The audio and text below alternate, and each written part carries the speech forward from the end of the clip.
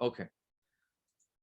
So let's come back to that discussion where we were saying that you have, concepts,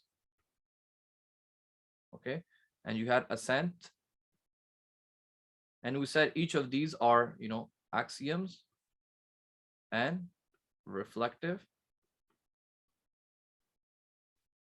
right? Same thing here, axioms and reflective.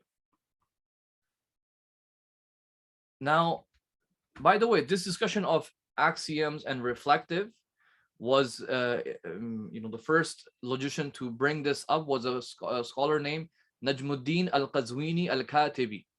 Najmuddin al-Qazwini al-Katibi died in 7th century, died in 675, 1276. He was contemporary of Khwaja Nasiruddin Tusi. He is the one who found that observatory after the Mongols attacked and everything. They found an observatory where Khwaja Nasiruddin Tusi also used to be there. Najmuddin is the one who brings this discussion into his book of logic, which is called Sharh al-Shamsiyya. Sharh al-Shamsiyya is a very important book of logic. And in that, he, this uses the word badihi for the first time. And then after that, everyone, Fakhruddin, Al-Razi, Khwaja Nasir, and so on, Mullah Sadra, everyone, uses that. But they have different terminologies for it. They don't always call it badihi. Sometimes they call it dururiyat, awwaliyat, and so on and so forth. Okay, now in this axiom, so we want to focus a bit more on axioms because we want to make sure we know exactly what are the strongest foundations that we have. Want to know that, okay? So they divide axioms once again into two. And this is done by Muslim scholars. Muslim philosophers came up with these divisions, okay? Doesn't exist outside of Islamic philosophy. They said, so I was not able to find a proper English definition. There's multiple translations. For example, one of these works, this other article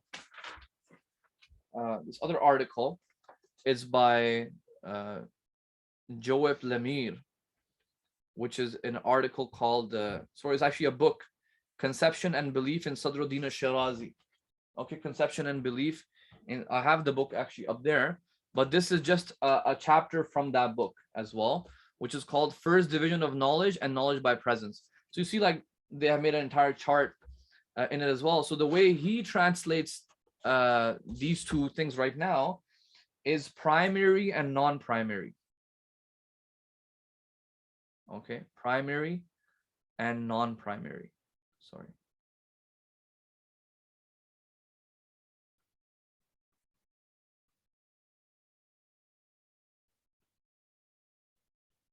Okay, what is it in Arabic? Al-awwaliyat and al-thanawi.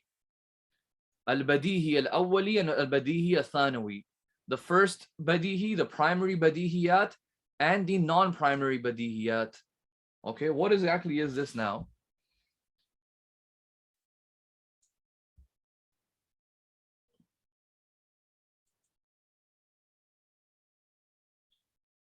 Okay, I'll answer some of the questions in a bit. What they mean by primary and non-primary. Look, when it comes to concepts, consider the concept of existence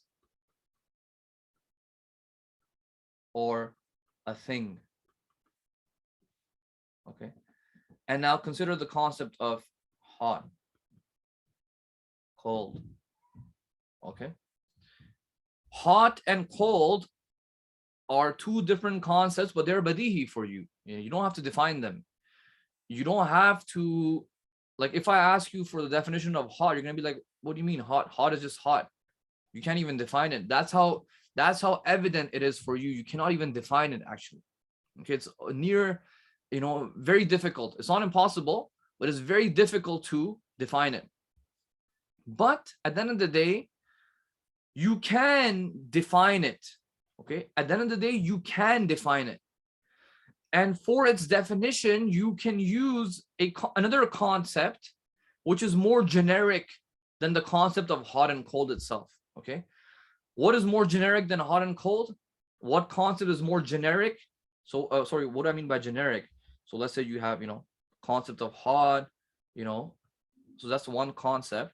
But then something more generic to that is like, thing, so things are like a huge concept. Within things, there's like a million different concepts. Hot is like one of those concepts. So you can define hot by a more generic concept by saying hot is, a thing, or it is an existence which, feels this way, for example. Okay. So look, even though it is self-evident, but it is mumkin ta'rif. It is possible for you to still define it with another more generic concept. But if I ask you to please define me existence, or define for me what is a thing, it is muhal. It is impossible for you to define this.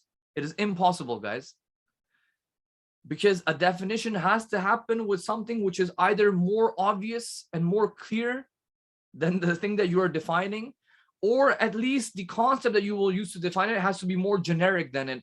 There is absolutely nothing more generic than existence and thing. Nothing. Existence is existence at the end of the day. So if you notice, what I said here for primary concepts is that it is impossible to define them. I cannot give a definition for it. Non-primary concepts are, it is possible to define them, but you don't usually have to define them because it's so clear. But it is possible. So you see, we're talking about definitions here. Concepts are, you're defining. By the way, a lot of these topics right now that I'm covering, they will become even more clear for you when we start getting deeper and deeper. You will have to, by the way, like this is with any Islamic discipline. They will introduce things to you. You will do an entire one course on it. But when you revisit it, you will have a much deeper understanding, because different concepts are all interconnected. So the discussions we will have at the end of logic in tasdiqat, they are linked back to like this section right here. They're so interconnected.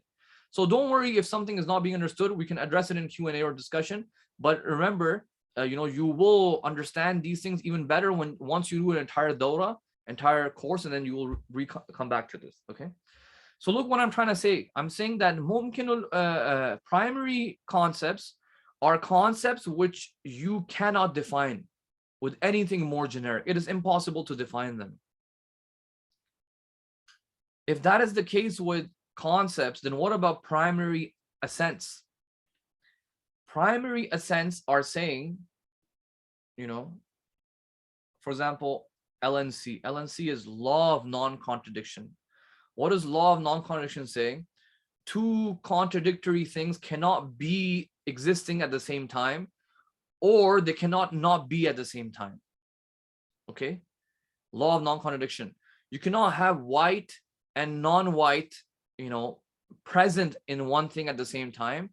Neither can you not have not white and not white not present at the same time. Either something is white or it is not white. Okay, that's law of non-contradiction.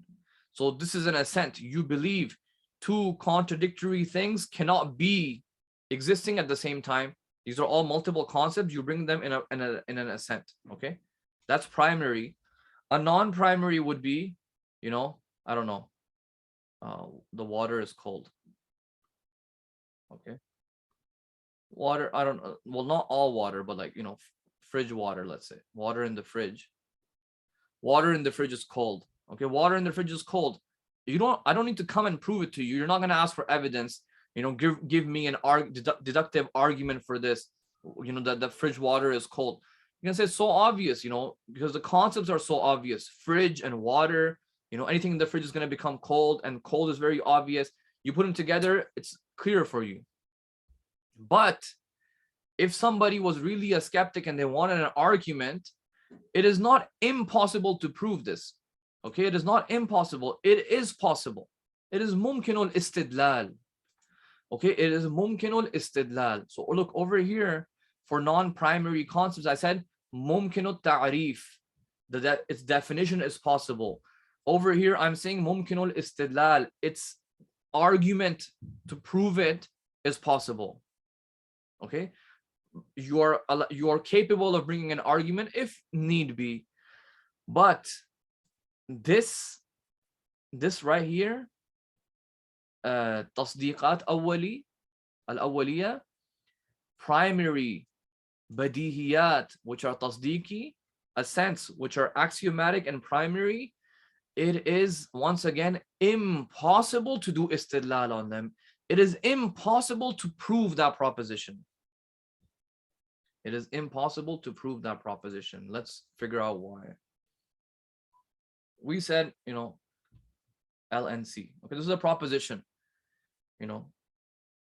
Two things, two, contradictory things can't exist at the same time. Okay, by the way, this same time, that's just one condition. There's like 8-9 conditions. For 8-9 conditions that have to be true for something to say that two things can exist at the same time. Time, place, attributes, everything, all of them have to be together for it to be considered contradictory. Okay, why can't you prove this? Why can't you prove this? Number one, reason why you cannot prove this, because proving something means you have, so look, proving is basically, you have premises. Premise number one, premise number two equals my conclusion. Okay, the conclusion that we're trying to get is this, correct? This is the conclusion. We want to prove this. It's just like a math equation, guys. Like if I say equals, let's say I want to figure out 5, and I have 3, and let's say I have a variable. It's just a math equation. We already know 5. How do you prove this? Or let's say like y plus x equals to 5, right? By the way, math is and logic are very similar. It's the same thing. So likewise, we have a conclusion here, and we want to figure out the variables, the premises. What are the two premises or more that we need to get to this conclusion? What we're going to say is that, look, no matter what premise you bring here, either you bring x or you bring y, right? Either you say x is a and y is x, and then you say, a is y. Let's say this proposition is a is y. Okay, let's call this variable a is y, okay? We're going to say that both of these premises assume this already.